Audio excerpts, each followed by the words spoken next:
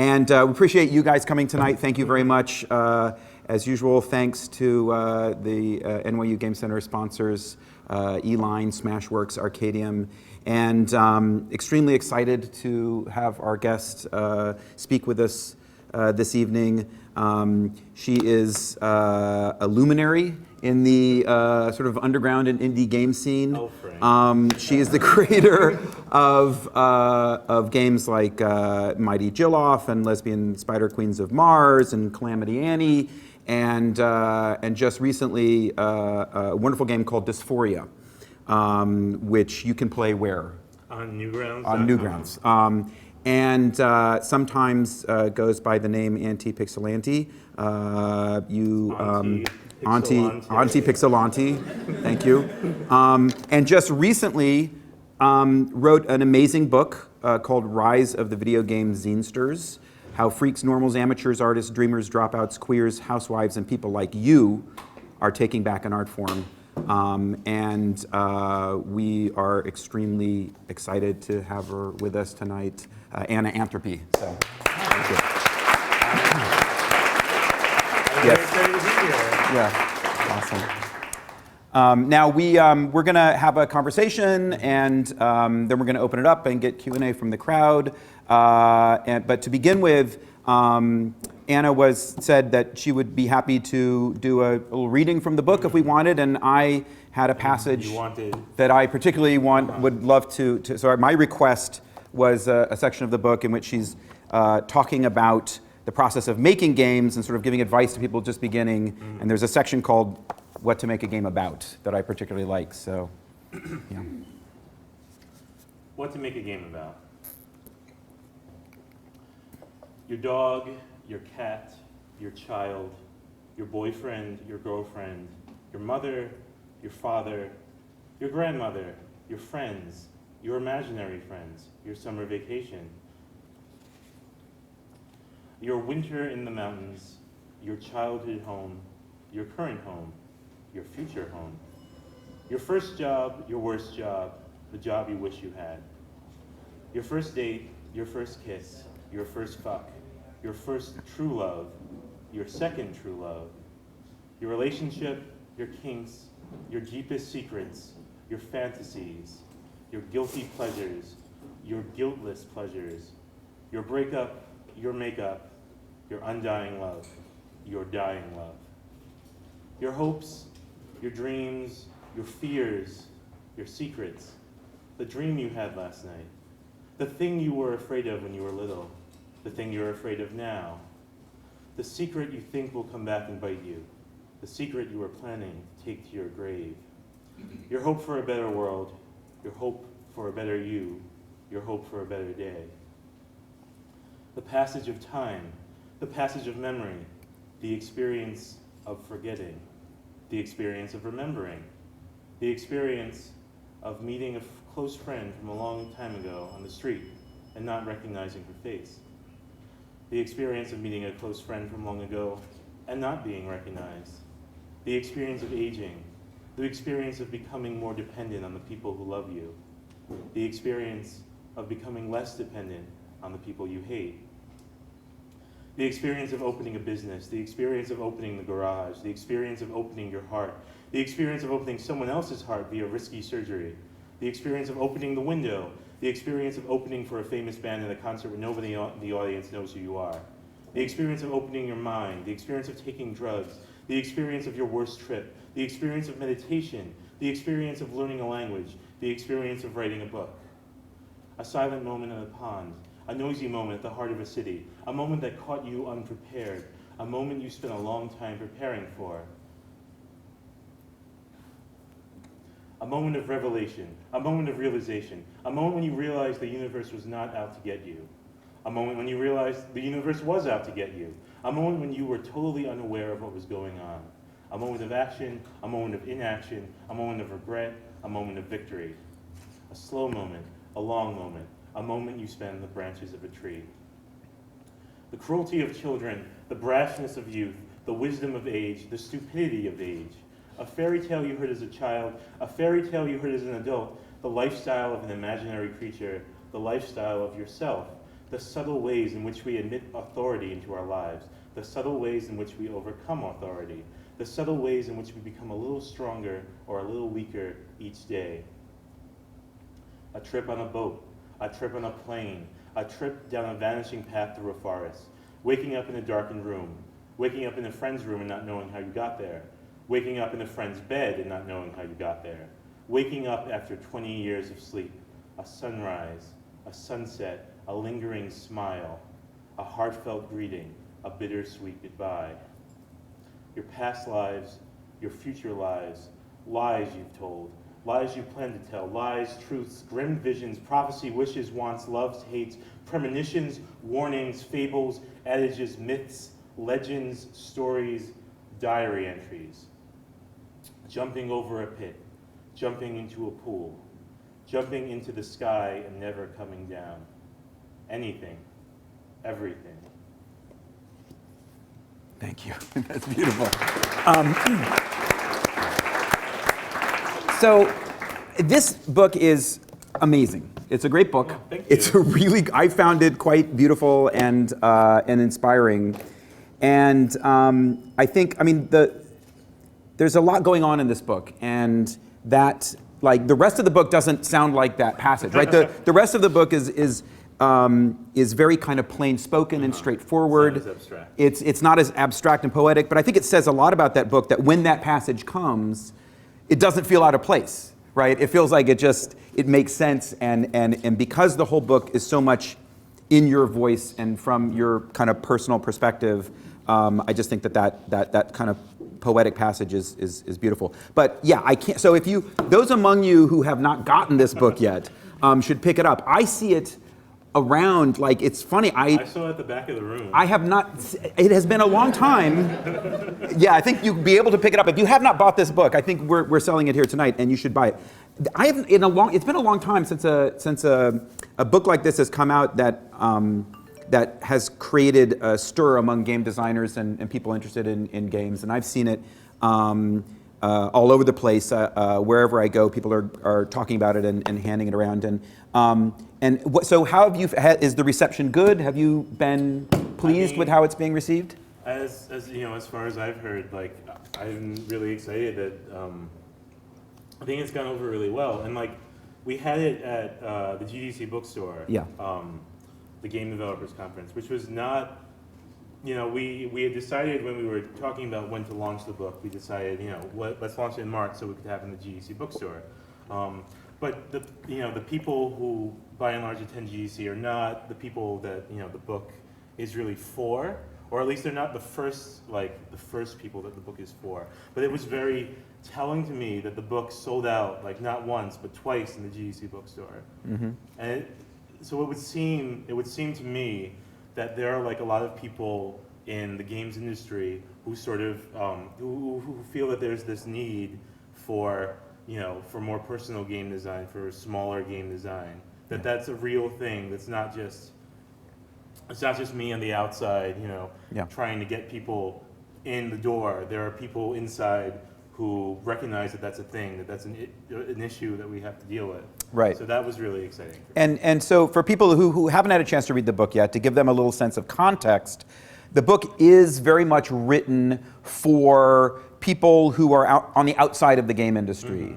Mm-hmm. And it is meant to be an exhortation to those people to just jump in and make games if they like games, if they're interested in games, if they grew up playing games. If they're not interested in games at all. Yeah, just to make them aware that this is not something that requires you to be in the industry. It's not something that requires an excessive amount of expertise and technical knowledge, that it's something that people have access to as a form of expression. And yet, yeah, it's true. I've noticed the same thing. I notice a lot of veteran game designers picking this book up and getting a lot out of it. And I mean, I wonder, what is that? What do you think is connecting to people who have maybe been making games for 10, 15 years? What are they getting out of this book? I mean, what I'm guessing they would take from the book is, I feel like there's probably, if you're, you know, in the first chapter of the book, I sort of describe what the problems are with the game industry, that it's just this engine that is endlessly speaking only to itself, and no one outside of it is hearing that. And I suspect that a lot of people who are involved in the games industry, they don't want to be having the same endless conversation with themselves. Right. They want, a games form that is speaking to and being spoken by, people who are outside of that process. Mm-hmm. And, it's very hard for a lot of people who are in the games industry and who are, kind of are involved in that publisher system, that really big, like, blockbuster style engine, to do things that are creative and to do things that are personal above anything. Like, someone emailed me a few weeks ago about he said that my book made him cry because he's going to a game school and he's already signed his contract with EA. And really? Yes. And Does that happen? Apparently so. Yeah. Apparently, well, that was what the school Yeah. that I was going to. That was the Right. idea. And as part of their contract, they make you sign a non-competition agreement, which means that you will not work on any games in your own time because you would be competing with EA, which is nonsense if what you're doing is making like 2-hour little games. Right. And what I told him is that I know someone who works for EA and has signed a non-disclosure agreement, and he releases games under a pseudonym, like tiny little free games that wouldn't even blip on EA's radar. Right. And I think there's a lot of, like, even within the industry, there are people who are in the industry are not being allowed to make the games that maybe they want to. Right. And people are searching for that avenue, for the way to make Right. a video games that they want to see. You even, I think, at one point in the book, talk about that being a kind of measurement of the maturity of an art form, its ability to express the point of view of a diverse set of different types of people, instead of having a kind of marginalized person. yeah, instead of just being a monolithic, the way that the sort of mainstream industry can be or can come across. So you talk about your own experience at the Guildhall at SMU, okay, and it wasn't a great experience. It was a fantastic learning experience. It was okay, and but had you started making games before you ended up there? I had. Okay. I mean, the games that were in my, in my resume or my portfolio when I submitted to school were like games I made in Game Maker. There was a Knit Story, if you know Sure. the game Knit Stories, a tiny little platform game about a little girl who runs and jumps. And I made a level in that, and that was in my portfolio. There's a Super Nintendo program that lets you make simple shooting games, and there was a level I made in that in my portfolio. So I'd been, making games in essentially the manner that I described in this book before I went to the Guildhall, and I was in fact still doing it while I was at the Guildhall. And when you were doing that, was that as part of a particular community? Was there an online community that you were sharing games with and stuff, or were you kind of doing it on your own? At that time, the community that I was really involved in was the Gamers Quarter community, because Okay. we had been doing that, which was a magazine that we self-published for a while back in the day. That was called the only thing approaching a journal of real critique in video games. I know. And so when I was making, my games back then in Game Maker and whatnot, that was the community that I was heavily involved in. And a lot of people, came out of that and kind of took up these really awesome, like, sort of positions of not leadership, but like, being like ambassadors, galvanizing people, like Jeremy Penner, who founded GloriousTrainwrecks.com, which is an amazing site about just making everything I talk about in this book, just making stuff.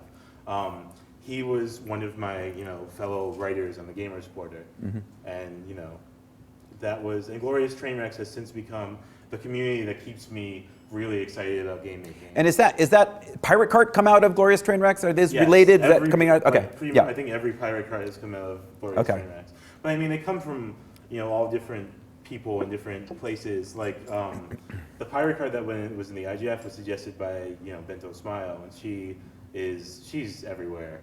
So it's just like, and a lot of people who participated, didn't know what Glorious Trainwrecks was before then, and maybe still don't even care. Maybe it doesn't matter. Like there was, during the GEC pirate card, there were like towards the end, there were just popped up on the website these people who were sharing like these RPG Maker games that they'd spent like 5 years creating and like describing like my RPG masterpiece, and just coming to Glorious Trainwrecks and posting that there and just leaving that there. And I thought that was really rad. It's just all these people who don't care about communities or labels. They just wanted to make games, and they just came out and they did that. All they needed was someone to give them the opportunity and the initiative. Yeah. So you went to the Guildhall, and it was kind of a miserable experience. But it was a learning experience, kind of a turning point for you. It certainly galvanized me to, it set me on the path that led to this book. Really. Okay. Do you still feel like higher education is basically a waste of time? Basically, or I do. Are there? Well, no, it's okay. I mean, obviously, we're at a university. We have, the Game Center is attempting to teach games, game development. I feel like what I would like is if, certainly there's room for schools, universities to become places where, where what our idea of video game is could be critiqued and, could sort of contribute to that as an art, like art schools, like sort of are actually actively participating in the process of examining and making and talking about and criticizing art. And I feel like there's room for video game schools to be that for video games. The school that I went to was not that at all. And I sort of, and since then I've spoken in a lot of schools that have game programs, and I've been, it's been really exciting because there are schools that are aspiring to be that and definitely want to be that and want to be engaged in that conversation instead of just wanting to be engaged in the industry. Yeah. Well, I'm asking because I want to learn, how to do, like we're setting up we have an MFA, which is starting in the fall, and we're very excited about it. And listen, I don't want to bash Guildhall because I think there are a lot of different approaches, and for some people that might be the right, No. So, and I think there are many different types of approaches. That is, I think, more of a kind of an on-ramp to the industry or a career, and for some people that might be exactly what they want. I think what we're trying to put together is a different approach, which is more focused on game design as a creative practice, and it's an MFA, and we're trying to make it appropriate to that. So I'm trying to learn from other people's experience what they did or didn't like from higher education. But you're ready to throw it out entirely. You're saying. I think to an extent, there's a lot of confusion about what avenues to game creation are actually available.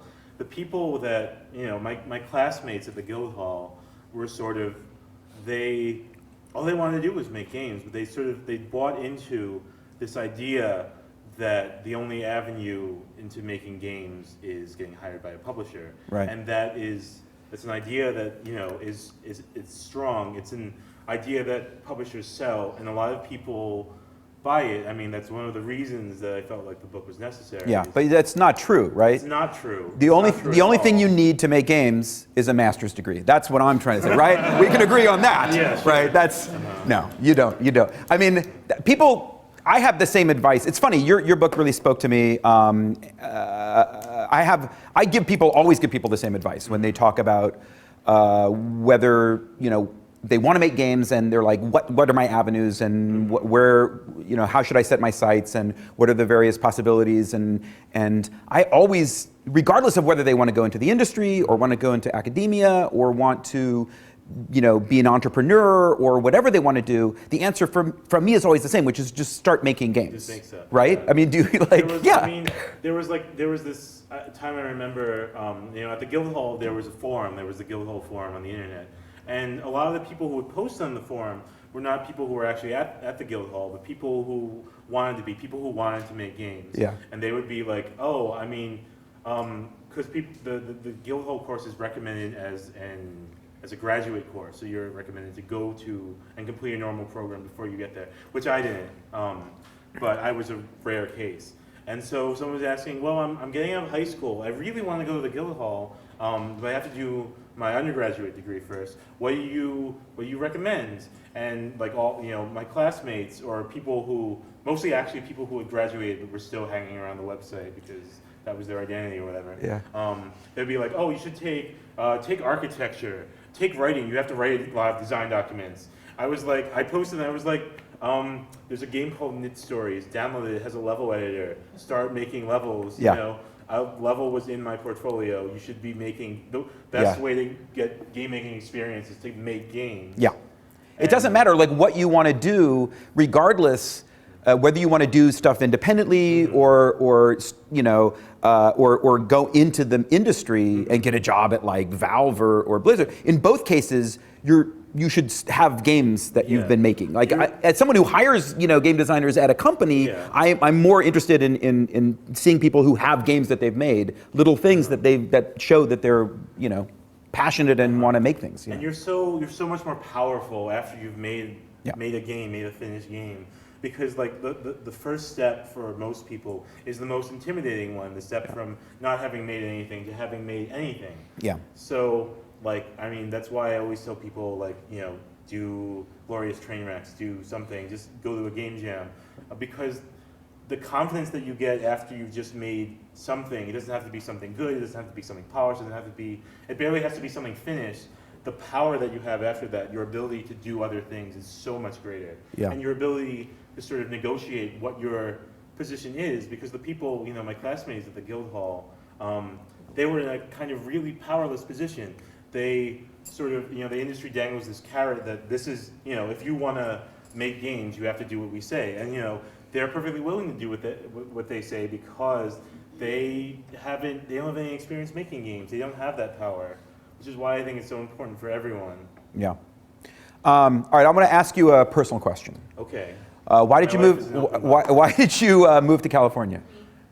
Is that the answer? I mean, there was a time when I first became familiar with your work and was reading it. Yeah, you were living in New York. Messhoff was here, and I felt like, oh wow, the New York felt like that we had like two of the most interesting young kind of like figures in this kind of burgeoning indie underground scene, and then both y'all moved to California. So what's up with that? Was it me? What happened? It's nicer there. It's warm and it's nice and.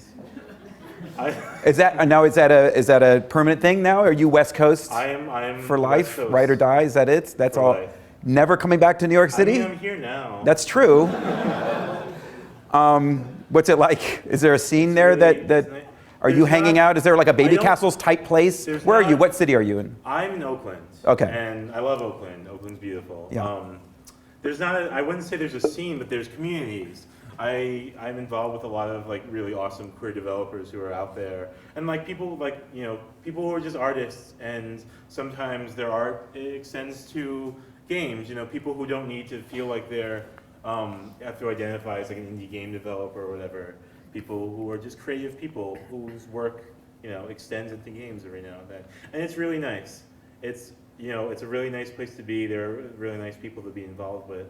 I lived 2 blocks away from Sparky, who was the author of Starguard, which is an amazing game, for like 5 months before we had a conversation, and it was like, oh, you live right next door.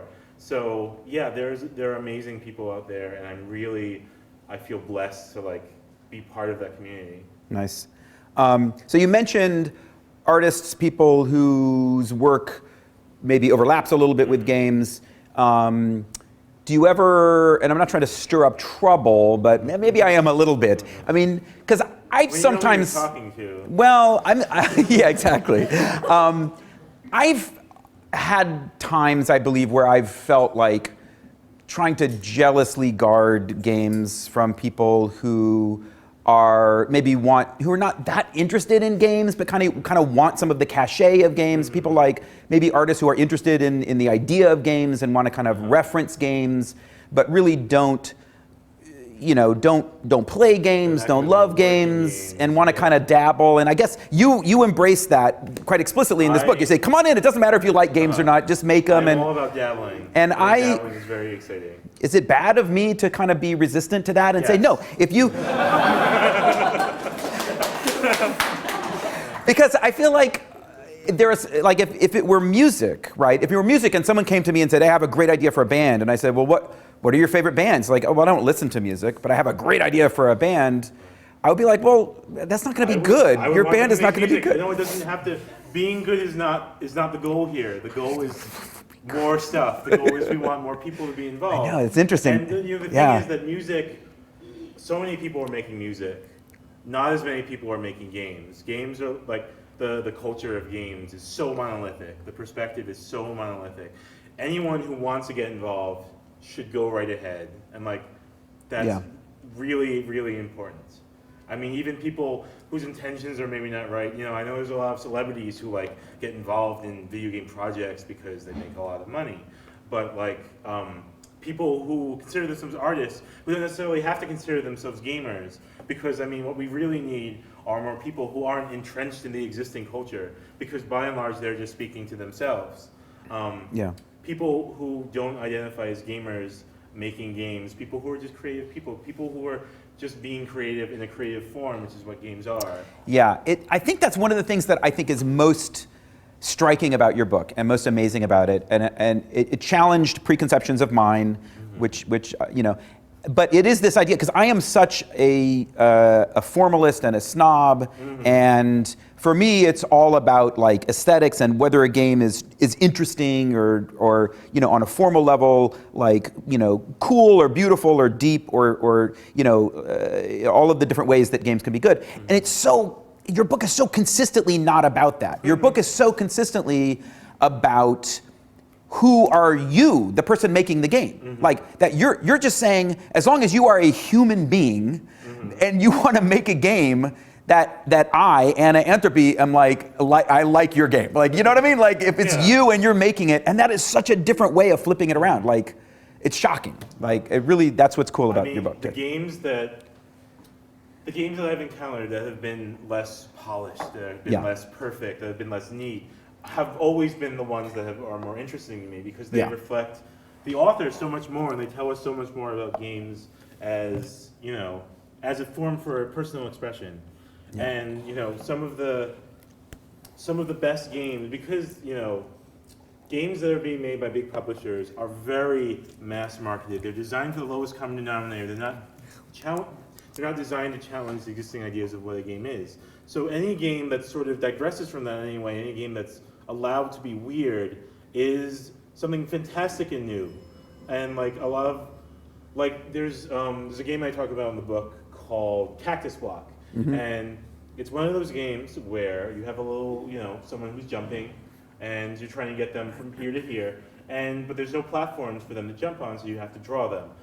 But the weird decision that this game made, and it was probably like a 5-minute decision, it might even have been an accident, is when you click the button to make a block, sometimes, instead of a block, like 50% of the time, a cactus appears instead. And if the person jumps on the cactus, the person's dead and has to start over.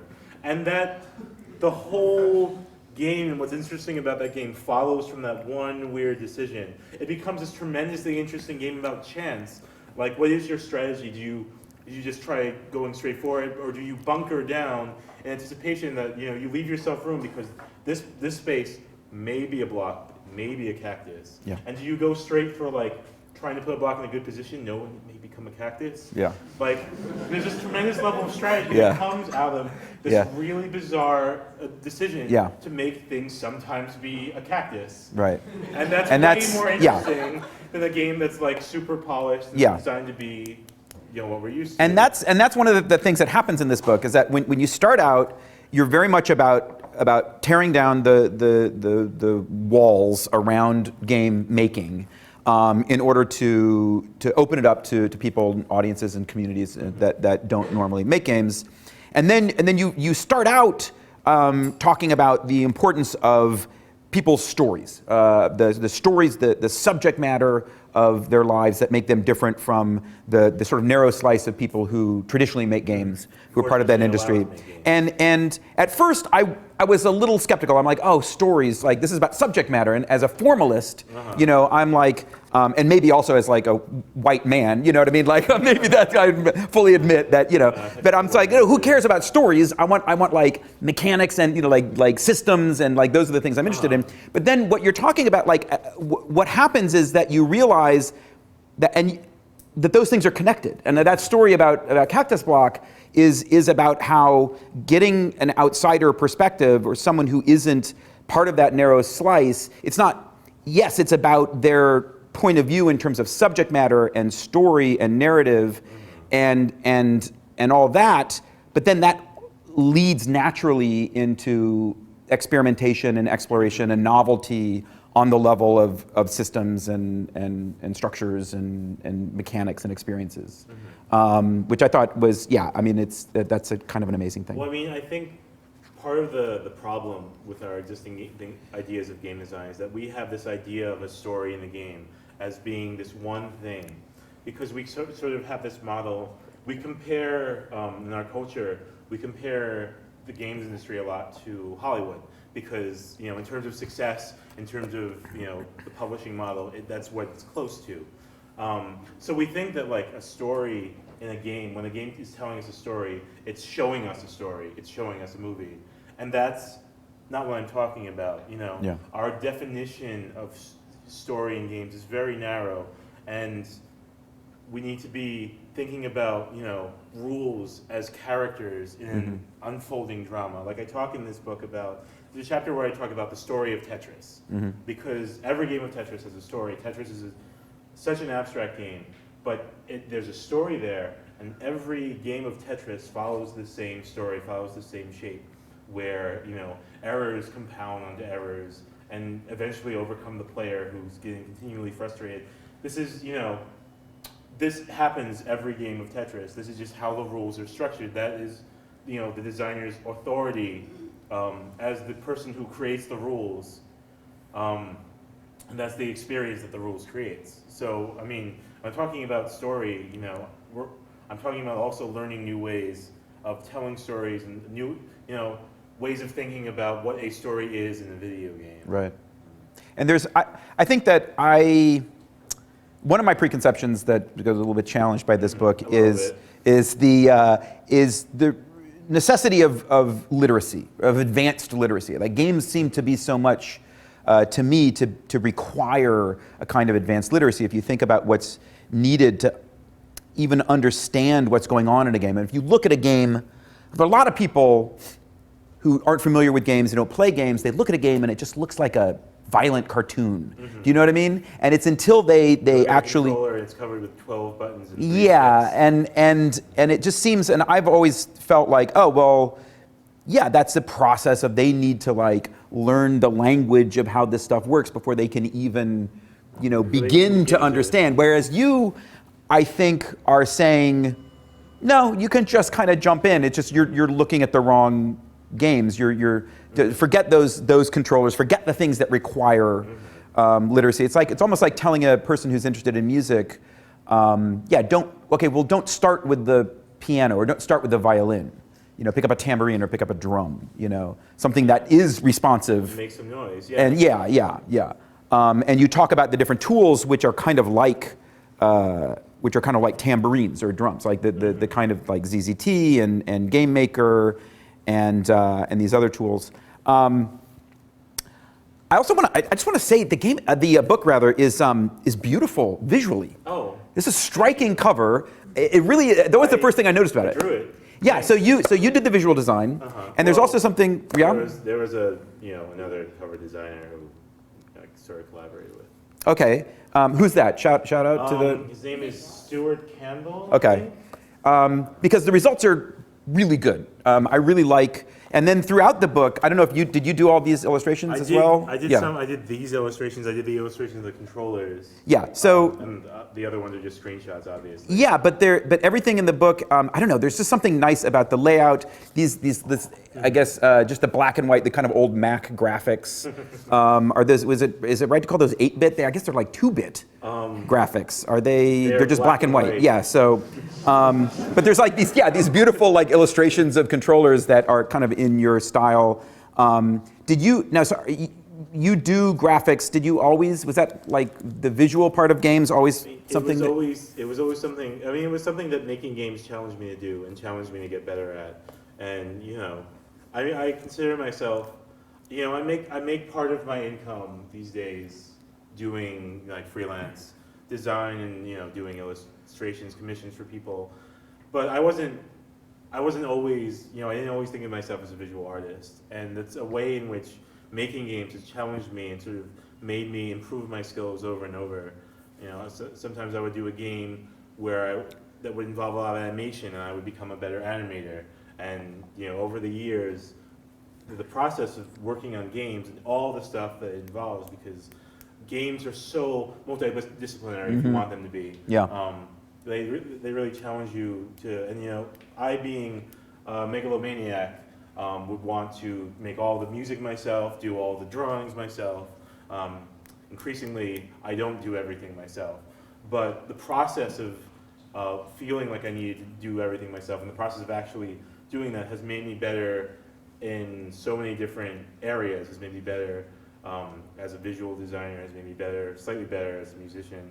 Yeah. It's tremendous. Your most recent game, Dysphoria. Wonderful game, terrific, getting a lot of praise. I hope you've heard. Praise, I think, that any game I've ever made. Okay, good. That's good, right? That's a good thing. It's a very unexpected, though. Really? Did you know when you were working on it that this one was going to be, maybe because it's coming out with the book and you're I sold it to Newgrounds, and not to name numbers, but I sold it for far less. I sold it for less than I've ever been paid for a game that I sold to a sponsor. And I accepted that because I figured no one else is going to be interested in this game. No portal is going to be brave enough, kind of, to put this game online. And I accepted that, and we're sort of, struggling to make up for that. But that was a worthwhile compromise for me. And then little did I expect, it became it's gotten the most press of anything that I've ever made. It's gotten the most people talking about it out of any game I've ever made, which is really incredible. And I put it on Newgrounds thinking that most people who are part of that community, because that's Newgrounds is where you go if you want to play a game about clubbing a seal. Yeah. I was not expecting the community of that site to be so receptive to it. Yeah. And they were amazingly so. Yeah. Like all the comments, like there's been a few, hostile comments, a few, death threats, but whatever. That's all in a day's work. Yeah. There were so many comments of people saying, oh, I never considered that before. You helped me understand my friend better. I didn't even get it, but the story that you told, I was hooray for you for putting that out there. It's a very personal game. It's a story about your life and your experience. And I remember playing it and thinking, I'm not sure I've ever played a game in this style that has this kind of, that's just pure autobiography, right? And you talk about, are there a lot of games out there that are like that? It's kind of, in a way, unique, right? There aren't. There aren't a lot of games that are just pure autobiography. There were, but no, there's not a lot at all. And that's one of the things that's maybe one of the reasons that it's getting so much attention and praise is that it is, it's kind of a new thing, I think, for this very personal, autobiographical expression of a person's life through a game. Like using a game to do that. And which to me, it's absurd that could be a new game after we've had so many, that could be a new idea after we've had so long, with video games. Yeah, but it's even a new idea for you. I mean, your other games are less kind of directly autobiographical. They're personal, but they're not exactly autobiographical in the same way. I did an interview with NPR a little while ago, and the interviewer compared it to diary entry. It's a diary entry in the form of a game. Yeah. And that's sort of, there's not a lot of that. There's not a lot of that out. And it's, I think the book and the game are coming out at a time when people's ideas of what games are and what they can do is changing. So I think it's one of the. I hope so. Yeah, I think that it's even at GDC. I mean, you talk about your book selling a lot at GDC. It did seem like there was a sense I felt at GDC this year for the first time that that the Independent Game Summit is like poised to just consume the rest of the conference in a way. You know what I mean? It started to feel less and less like Well, I mean, a subset I and also more feel like- just like the next generation. Well, I mean, I feel like the line between, you know, what is most of GDC and what is the Independent Game Summit is kind of a really fuzzy line at that. I feel Yeah. like a lot of the values in the IGS are really not that far from the values of most of GDC or what we come to associate with GDC. But what I was really excited about at GDC this year was that there was a tremendous presence of kind of outsider art, because we had, you know, my book was in the bookstore, and we had the GDC pirate cart running in the, you know, the GDC play area, which was a thing where we had a bunch of, like, anyone could contribute a game to be in part of the IGF pirate cart, which is not like a cart of games that were actually pirated, but the idea of like one of those Nintendo pirate cartridges that would have like 100 games on it in one. And so Mike Myers, who organized the IGF pirate cart, he put together like a fundraiser, a Kickstarter, to get money to buy space at GDC Play. And we did it, and we had this kiosk where what ended up being over 1,000 games from all sorts of people who have nothing to do with GDC were present, and people were constantly hovering around it, playing things. Someone, because Mike had worked some technical magic where the program actually downloads games live. Yeah. So we had someone who was who was hanging out in front of the kiosk, making a game on his laptop. He made it, he finished it, and then we downloaded it right onto the machine and played it. Yeah. And it was amazing. Like, there was a tremendous presence of outsider art that I think has never, ever existed before at GDC. Like, this was a very strong year for the idea that more people than corporations can make video games, and that was so exciting. All right, GDC, let's talk about the IGF. Now you are a lightning rod for controversy, right? Am I right in calling you a lightning rod? Yeah, you can call me that. Okay, so often when your name comes up, it's at the center of some controversy that's going on, and recently you were upset about the IGF. I was a judge for the IGF. I was a judge for the IGF. Were you a judge? Oh, okay, good. I was a judge 2 years ago. Okay. So let me give you an opportunity to talk a little bit about what you would like to see change about that scene. I have nothing to say about the IGF. Good. Next topic. Okay. That's fine by me. I'll tell you what I don't know if this is a stupid thing to think or not, but I'm sure you'll tell me it is.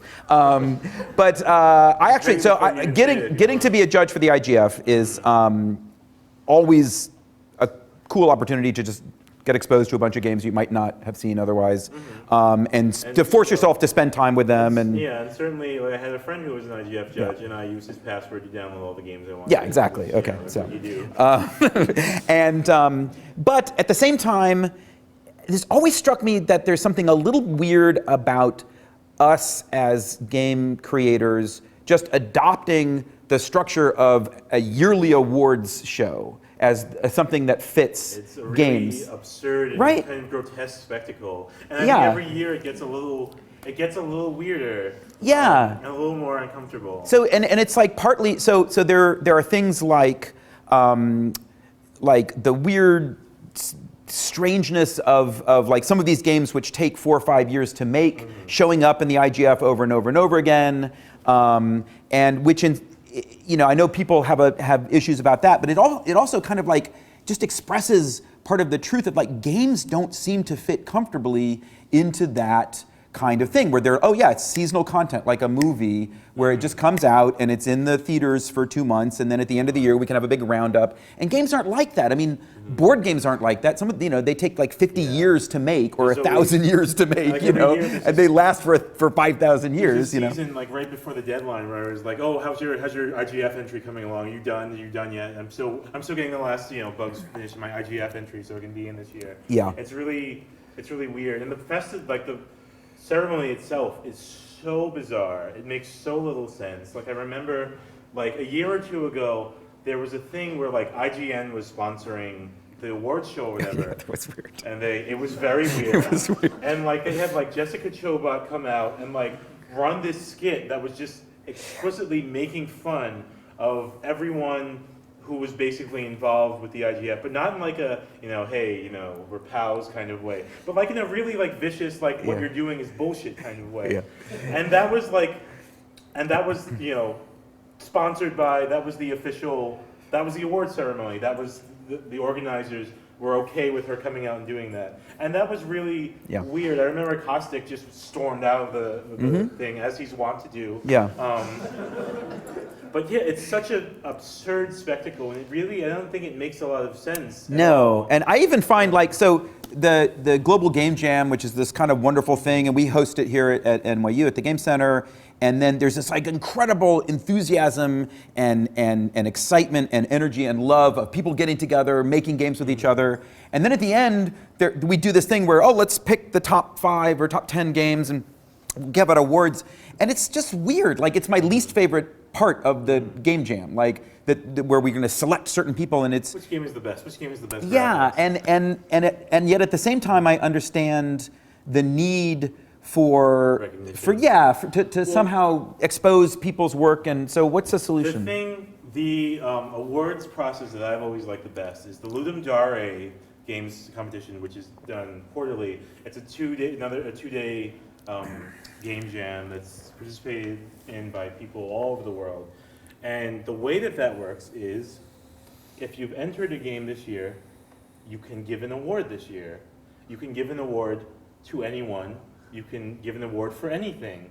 I got the award for like the scariest monsters in a video game. And I think that's a lot better model. That's like not a model that you can turn to the Oscars and like monetize really hard. But monetize. Yeah. The games industry is haunted by the specter of monetization. But it's like, it gives people the opportunity to recognize and be recognized by each other for being creative and doing amazing things. And it doesn't have the bullshit of choosing like which game is the more innovative in technology or shit like that. That really doesn't, like, the thing about the IGF that's so weird is that essentially it categorizes games into these categories that are the categories of mainstream games journalism, not the categories that you or I would use to discuss video games, like innovation in graphics, innovation in audio. There's no even award for like storytelling. And the thing is that my friend I mentioned before was a judge this year, and there would be all these games that he would say, this game, I love what this game is doing. This game is telling us this story in this really interesting way. I'm not sure what to nominate it for. There's no, all these interesting games fall through the cracks because there's no way to account for what is actually interesting, what we find actually interesting in games. Right. Even in the IGF.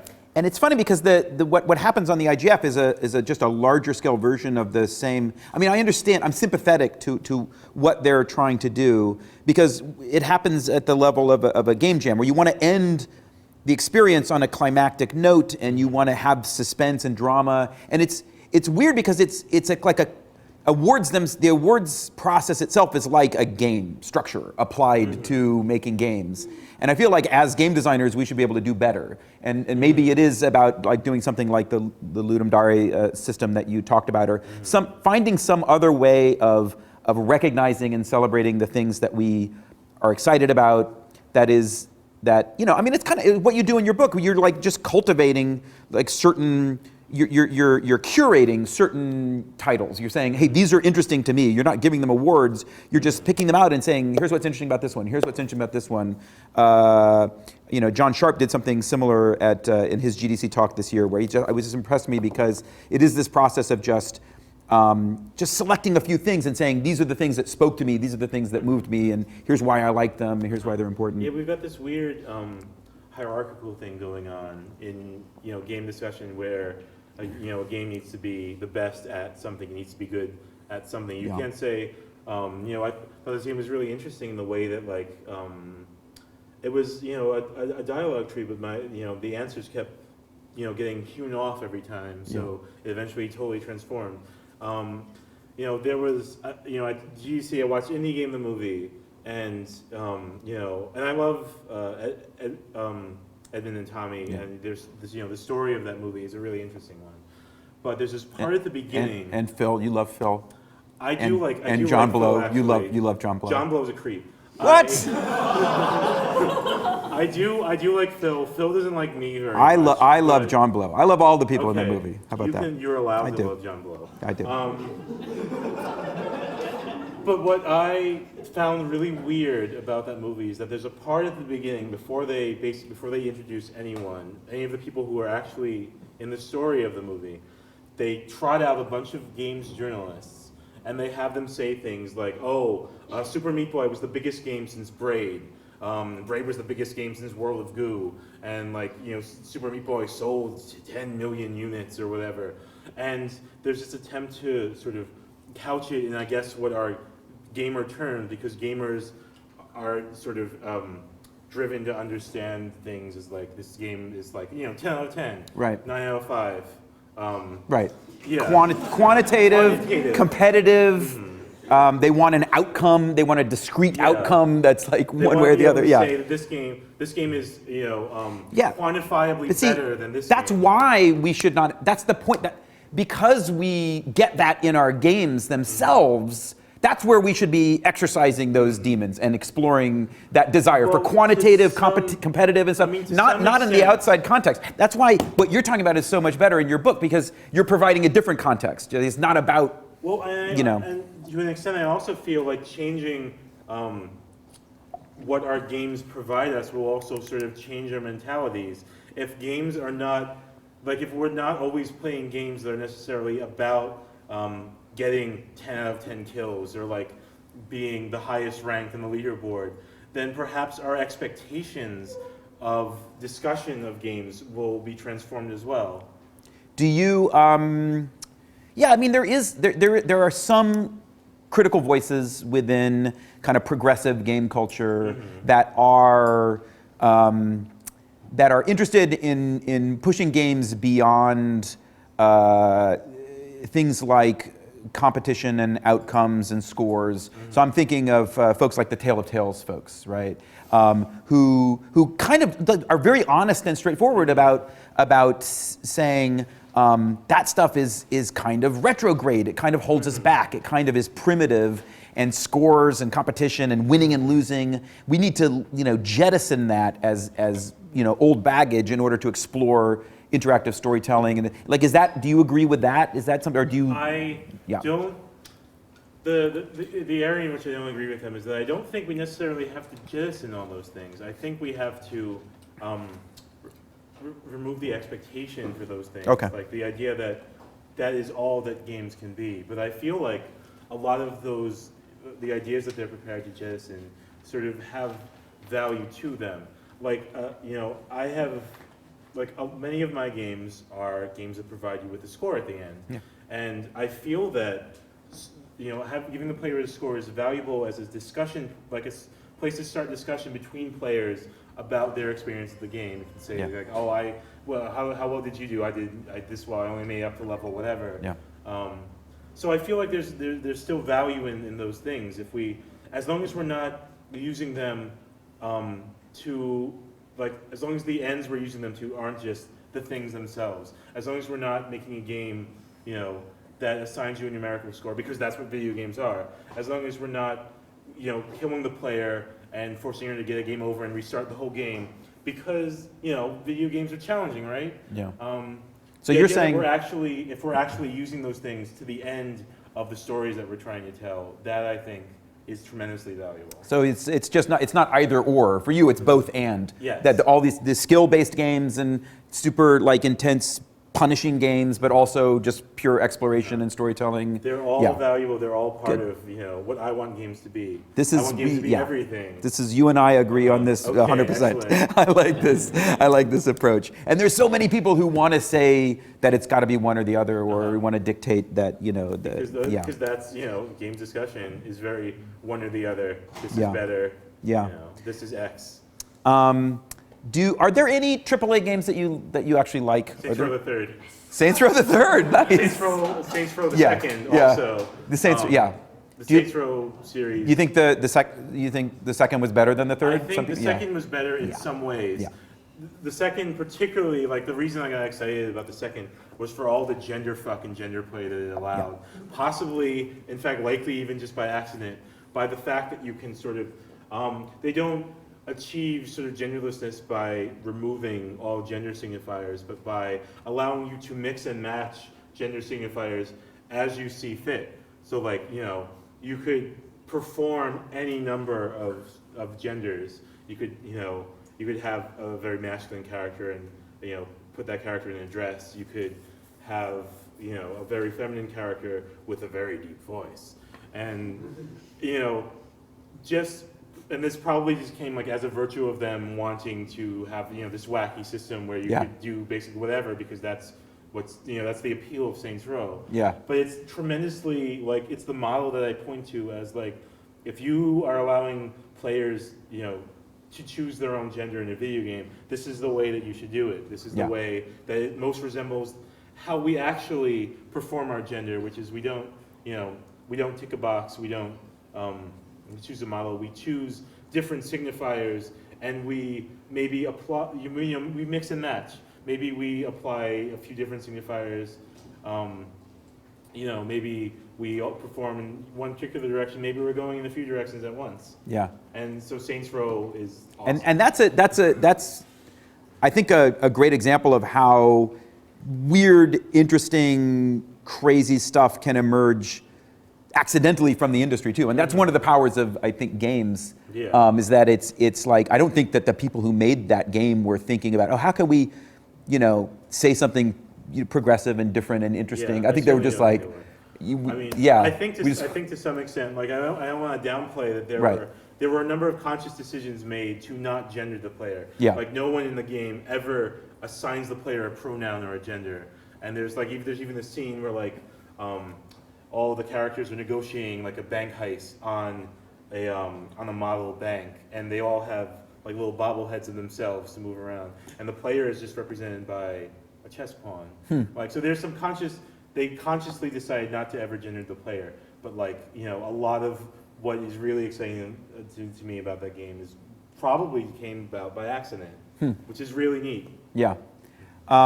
It's almost like they took the idea of the Clockwork City in GTA and kind of expanded it and just thinking about the world as made up of systems, right, and of rules, as you were pointing out, how stories are produced by rules. I think naturally does, in some cases, if you just pursue that idea, it takes you to a place where, you see the world differently, less about these fixed objects that interact with each other the same way all the time. Like a world where you can dress up as a toilet and then hit a police car with a dildo until it explodes.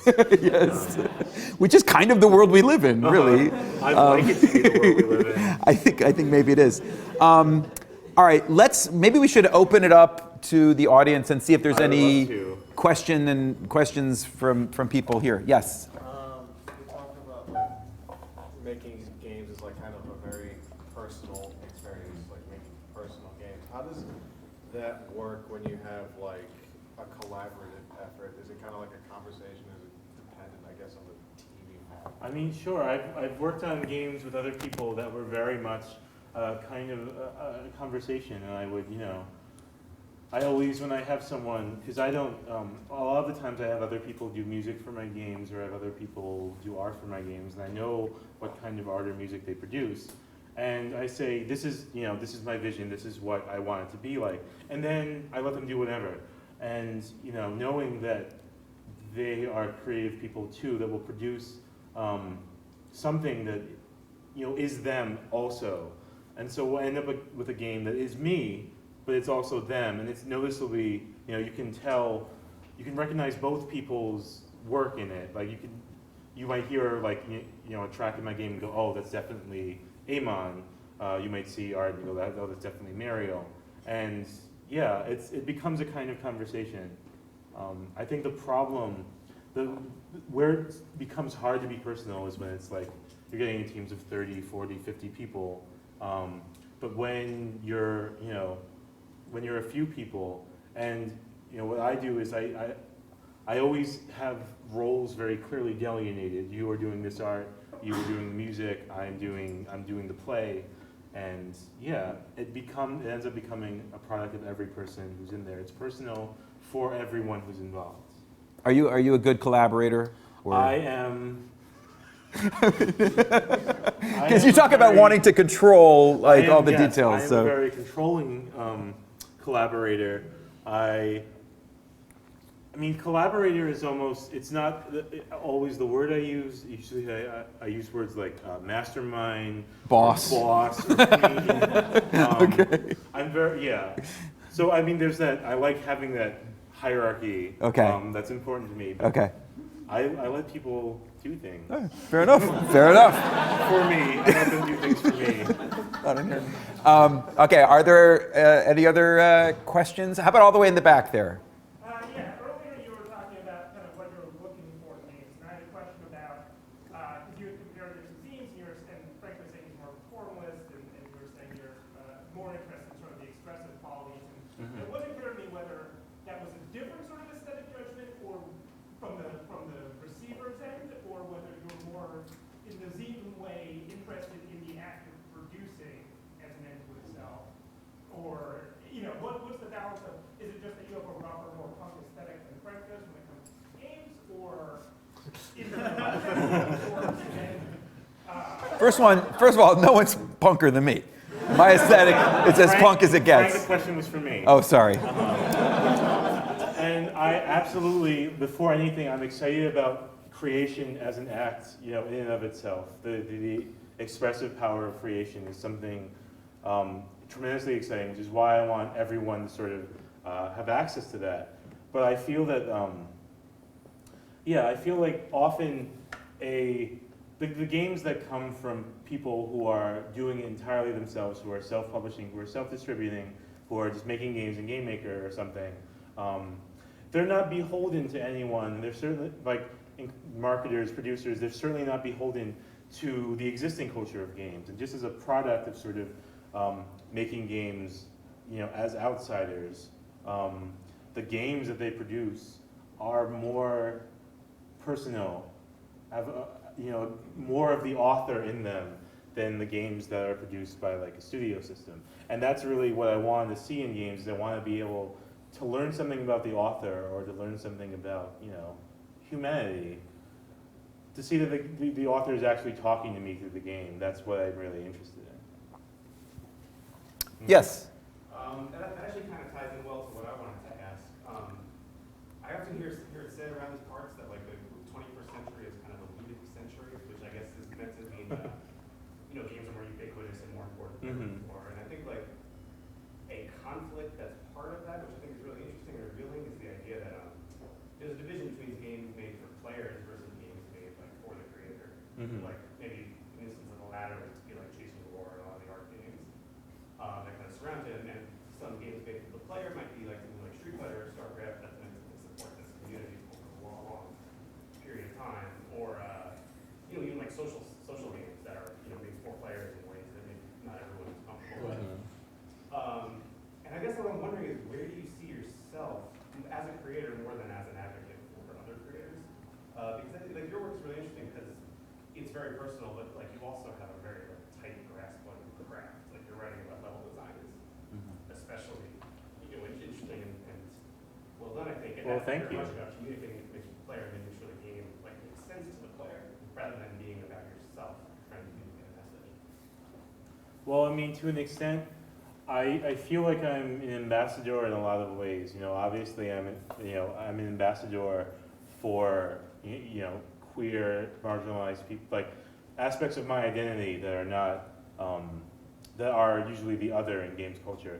But I also feel like I'm an ambassador of these principles of design that I want more people to be thinking about and engaging in a conversation with. Like, my games above anything are designed to start conversations, and sometimes it's a conversation about gender, and sometimes it's a conversation about design, and often it's both. So I view myself as an ambassador of ideas, as a creator. Yes. One of the first games that of yours that I played, and actually some of the first like just new indie games we played was Mighty Joe, and still one of my favorite games. But one of the things that, aside from the like really just tight level design, gameplay, and everything, that appealed to me was what that kind of got me thinking was how the characters were characterized, and the idea of like game designer as dominatrix, and like it kind of gave me an interesting perspective on how, like when I was younger, I would draw like these weird dungeons and stuff, and just Covered in imagine, spikes. like, and it's very explicit in that game where it's like there's a joy for the designer in creating hurdles for the player to jump over, and there's a joy for the player in jumping over those hurdles, and in this game dying repeatedly. How it's very explicit in that game, and I think less so in all the other ones. But like, how do you see that kind of as a design principle, like for what you do in your games? Or do you see that in other games, like that kind of mentality? Certainly, I think so. I think in games that are well designed, there's sort of that communication between the designer and the player, and that's. I mean, what a game is essentially a communication. Dialogue is going on between the author and the player, and I think in games that are, games that I would consider well designed are ones where that you can see that communication going on, that conversation going on, in which that conversation feels like a conversation. I mean, in Mighty Joe, it's really explicit. There's always, and kind of in games that are challenging, there's always kind of that dynamic at work where the player feels like she has to prove herself to the designer by meeting the designer's challenge, and is also is concerned about whether she can trust the designer not to put her in a situation that's more than she's prepared for, or to improperly prepare her for that situation. And there's always a dynamic in the heart of any game. I mean, games are about dynamics, and often, sometimes not as much maybe as it should be. There's the dynamics between players, but there's always the dynamic between the creator or the game and the player, and that's always, I've always been super interested in cultivating that sort of dynamic and making it really explicit, which is kind of what Mighty Joe was about examining what actually is the relationship between the player and the author. And I mean, I hope that game has sort of transformed maybe the way that some people actually think about the dynamic between the author and creator and what that is. Did I answer your question at all? I'm not sure. Yeah. Okay. There's a bit of that in Portal, right? I mean, Certainly. that's There's, made sort of explicit, yeah. An antagonistic relationship, Yeah. which, I really appreciate. And I mean, Portal is really, I think, reflective of Valve's extremely antiseptic approach to design for one-player games too. I mean, it's a laboratory setting, and essentially, the way Valve designs games is by taking people and sticking them in a laboratory and making them play a game and taking notes and changing everything that they do wrong. which I usually find makes really kind of antiseptic focus tested games. But with Portal, it made sense because the context in which the player is playing the game was exactly that. Yeah, they're acknowledging it, and that makes it somehow lighter and fun. You feel like, yeah, you're like, well, why do we play games? Why are we constantly putting ourselves at the mercy of this, like, task, this taskmaster telling us to jump through hoops, and then we're doing it, and so it kind of explores that whole impulse. What about multiplayer games? So you've done some, right? You have I like to think I've done, Yeah. What are your? Because that's a conversation that's happening not just between the player and the creator, but also between the players. yeah, it's a conversation between two players. So what have you done in that in multiplayer? Well, Yeah. I'm really fascinated by board games, and I like board games a lot. And board games have been around for longer than digital games, and they've had a lot of time to get very good at setting up really complex dynamics between players. And it's sort of easier for them to do that because it's the players who are actually keeping the rules in those games. It's easier for players to sort of step into that role there. And I feel like video games have this tremendous opportunity to put people in the same kind of roles. And I find like often we don't do it because we have this sort of archetype where the ideal player is someone who has no friends or only plays games online. Mm-hmm. And I'm really interested in the stuff that goes on between players in the same shared space, playing the same game, like any other game, like any board game or like any folk game. Probably the best multiplayer game ever made was a game called Mindfuck that I released a bunch of years ago. And all that is it's a game with two buttons. Each player has a button, and there's a score, and the score goes up continuously while no one's pressing the button. And the first person who presses the button gets all the points. So that the sort of the idea is that the way to get the best score is to wait and press the button right before your opponent is going to. And then it becomes, the game, all that's in the game is the thing that I find really fascinating about dynamics between players, which is your ability to read and understand and predict the person who is sitting across from you. And that's what that game is about. I just made what is essentially a 4-player game, a 4-player version of that game, which is debuting at Baby Castles on Saturday. Which everyone should go to. We're putting bras and controllers. It's going to be rad. Controllers and bras. Oh, even better. And yeah, with the idea being that it's a one button game for 4 players. One of whom's a vampire, and the other 3 of whom have cyanide pills. And the idea being, the ideas of the game is to predict best who the vampire is going to attack this round. And that's the whole thing. Because all the interesting stuff happens outside of the digital space of the game, right? Okay. The interesting stuff is what's going on between the players and the physical space that they inhabit. It's about how they read each other, what they predict, whether they interfere with each other. Is there hidden information in that game? Is it like a mafia style or werewolf style? Yeah. Well, the thing is that you have to somehow enter your commands, and there are sort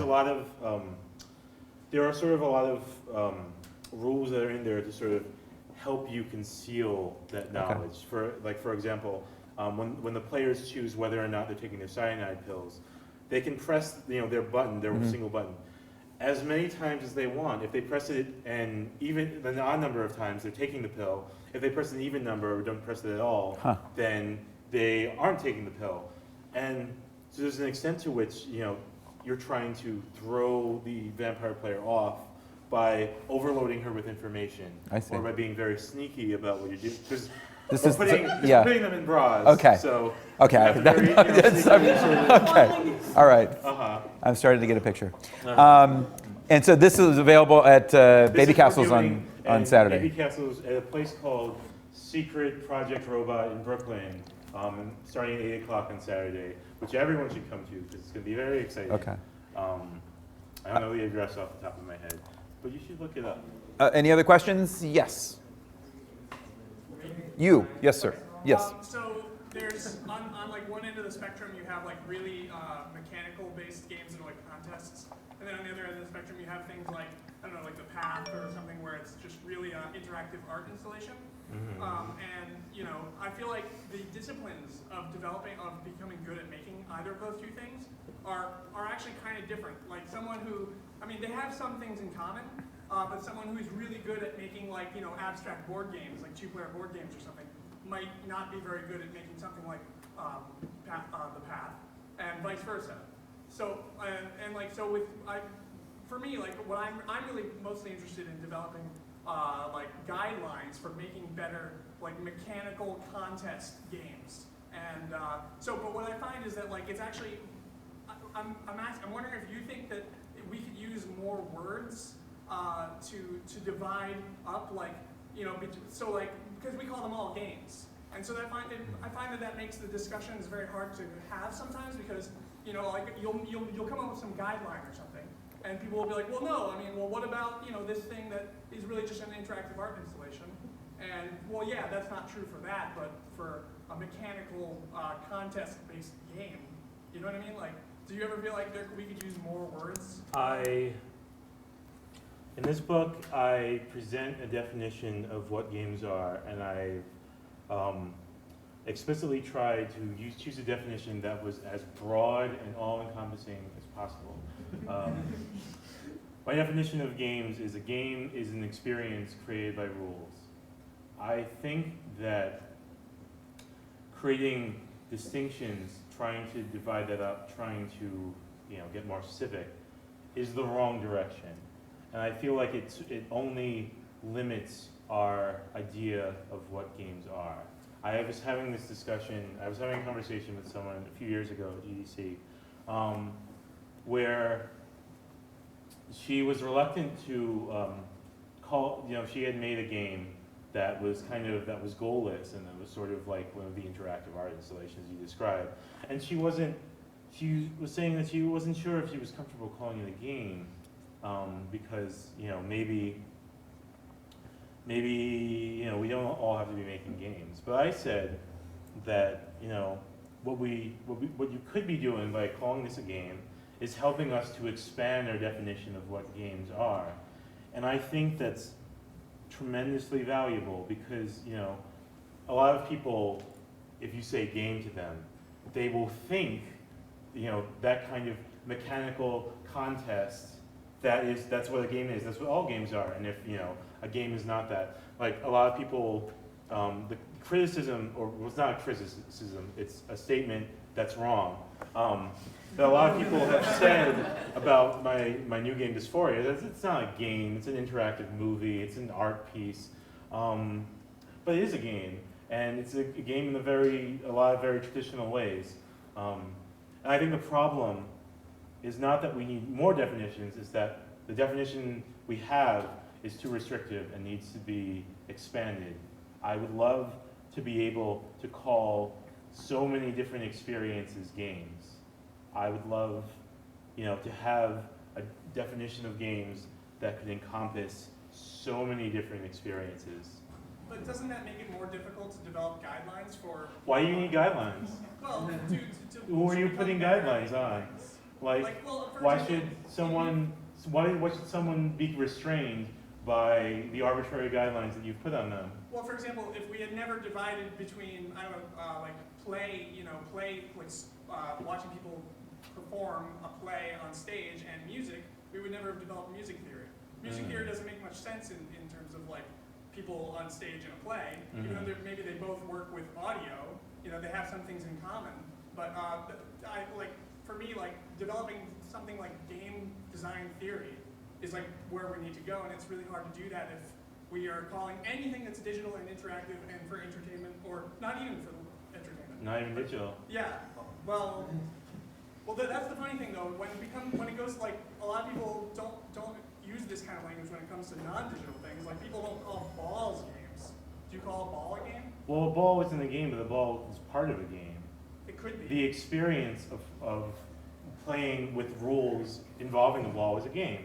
And I actually think that's one of the biggest shortcomings of our critical language, or what passes for our critical language, is that we view digital games and games that are not digital as being vastly different things, when they're all part of the same tradition, part of the same history, and we have so much to learn from them. That I was just talking about the way that board games are very good at setting up these really weird, interesting, complex dynamics between players, and that's something board games have been at a long time, and video games often are not really doing that, but we could stand to so much, and but we don't see that because we see video games as being this very separate new thing from all these other things that are games, and I feel like our understanding, our theory of games would benefit greatly from being more inclusive of these things than it would from separating these things. Yes. So I applied for the IGDA scholarship this year, and I got it, and I was like, oh, cool, awesome. And then they're like, for PAX East. And Oh God. so I'm going to PAX East next week. Good luck. I don't know if they picked me because I was like, I'm super feminist, what's up? So they were like, oh, you're going to PAX East, so I'm like, kind of wondering in terms of talking about like spaces that don't feel super safe. Like I'm pretty choosy about like what parts of the gaming subculture I deal with online, and like, I pretty much just like don't deal with things that I don't want to. And I'm trying to keep an open mind and like think that after last year, there's going to be a lot more consciousness around like being inclusive and being like aware. Yeah. Like how do I like psych myself up? Because there's cool things about this opportunity, so I don't want to be a dick and be like, no. So, but I'm like trying to kind of like fortify myself to go into a situation that I know is going to bring up a lot of those, the issues that are really the issues that you're talking about in general in, this critique. I was asked to be at PAX East this year as part of a panel on trans game designers and transgender people in game history that was going to be moderated by a person who did this. He did this article on like the top 10 trans characters in video games, and like the number one character was Cloud Strife in Final Fantasy when he put a dress on for that one scene, and like I understood that this was not a space that I would feel safe. And I also talked to Courtney Sand about this, who had a very negative experience with PAX and with Penny Arcade. And what she said, the way she characterized PAX, which I think is spot on, is that PAX is a place where the consumer idea of game creators as superstars is reinforced from both ends. It's a place where the industry and the established game audience meet and sort of affirm that the status quo is wonderful and should go on being the status quo. And that's like an extremely, there's not really a place in the status quo for you or me. And that's not really a place that I would feel safe being. I mean, if you are like confident enough to like be there and represent, then that's hella rad, and like props to you for doing that. I would have serious, and I have had serious whatever the word is about going there, about being in that place. I would not feel cool there. But follow your heart. And maybe, I don't know, yeah, I'm maybe too much of an optimist, but I see some of the conflicts that you're talking about as the problematic process of the form evolving and these collisions taking place and people addressing things that were just invisible before. And now they're becoming visible, and all of the problems are coming out, and at least there's a sense, but maybe that's too optimistic, but hopefully the status quo is evolving and maturing. Everyone has to make her own decisions about where you know, she feels comfortable about what space, you know, she Oh, feels yeah. safe being in. Yeah. And, you know, for me, PAX Is not that place, It's not yeah. that place. Yes. Actually, kind of piggybacking off of that, as somebody who's really interested in gender in video games, I'm really curious what your outlook is on the whole climate of the conversation about gender in video games. It's happening right now. It's really weird stuff's been emerging on the internet, especially lately, just about gender in video games. And Could you be more specific? I read something like last week. It was just these weird like geek girl articles. Oh, like, God, weird yeah. I'm just curious, like, what your view is of the whole, I don't know, the whole scene of people who are beginning to write about this, and if you think it's promising or not promising. Because I see a little bit of both. I mean, I think that there are people who are writing good stuff about gender in games. There are people who are talking, and there are people who are saying things that would never have gotten said like a few years ago.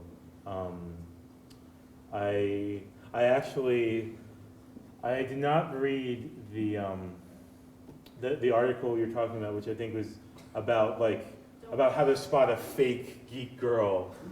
But I read Lee Alexander's response to it, which was really good. And that, you know, essentially there's this kind of essentially that we're trapped in this. We're trapped in our idea of like what gaming culture should be, or some people are trapped in, you know, what they perceive as, you know, what is basically their clubhouse that they perceive other people as trying to take away from them or to invade. And I think there's a lot of that going on. There's not a lot of that actually going on. There's a lot of people perceiving that, you know, a space that has been traditionally, you know, a very male space and a very privileged space is sort of, other people are wanting to get involved in that, and they find that unrealistically threatening because, you know, it's just, you know, taking their special thing away from them or whatever. But yeah, I think there's a lot of wonderful gender discussion going on. I would love there to be so much more of it, to be more discussion of like, you know, queer perspectives in game, about identity in games, to some extent, or to a great extent. You know, my games, all of my games I've made in the hopes of forcing people to start those discussions. And like, even like, you know, a shitty article on Kotaku about lesbian spider queens, I think is at least a discussion starting, and I kind of want there to be a lot more discussion. Let's do one more question. Yes. So one of the things I find super exciting is this possibility that, you know, video game culture and games themselves could be transformed by the influx of so many creators, like Frank was talking about earlier, not just in terms of the overt stories that are being told, but in the sort of mechanics and dynamics and discovering new things like Cactus Block. And I almost find it like beyond conceiving. Like what is going to happen when all these billions of people that are not making games right now start making games, and game creators look like everyone. And I'm like, oh my God, are we even going to be able to recognize games? And, you know, if this trend continues going in 20 years, like, are anything that we're studying or making guidelines about, or anything right now, is like, it's all going to be like, who cares? Because we're going to be in some God, I hope so. place. And I feel like you've looked more deeply into this question than almost anyone in like looking at all the types of games that you played, writing your book. I'm wondering, do you have any inkling of what that transformation is going to look like, or is it just beyond imagining? I mean, I think a lot about YouTube and sort of the way that YouTube has transformed the way we make videos and put them out there. You know, YouTube, if anyone with a webcam can make a video, there's going to be a lot of, you know, mediocrity. There's going to be a lot of stuff that makes very little sense to a lot of people. But I feel like, you know, in the same way that YouTube did for videos, we're going to find a lot of new ways to sort and filter video games. And I'm really excited to see, you know, what the YouTube of video games will be, you know, where you can look at like your grandmother's YouTube page and play all the games that she like was excited about yesterday. Like, that's immensely exciting to me, and I'm really looking forward to what games will look like when they're no longer in the hands a small group of people. It will be this is an exciting time to be alive. This is a very exciting time to be alive, and I am so excited just to be here and to be able to be part in the discussions and the culture and all the stuff that's going to happen in the next few decades in video games. It's so exciting. Yeah, I totally agree. I think there are a lot of people who have been looking at games and waiting for them to become a form of culture that works a little bit more like music and like storytelling, where it's not just the things themselves, but it's the way they fit into people's lives. Mm-hmm. And I feel like that games as culture, we're reaching a kind of turning point. And I think your book kind of captures some important quality about what's changing and what's turning, and it's really exciting. It is really exciting, and I want to thank you for sharing that with us, and tell people you for having me thank here. you. And if you have not bought this book yet, you should totally buy it. And thank you all for coming here. Yes, and thank you, Anna. It was wonderful. It was wonderful. Yes. All right. Yes. Yay.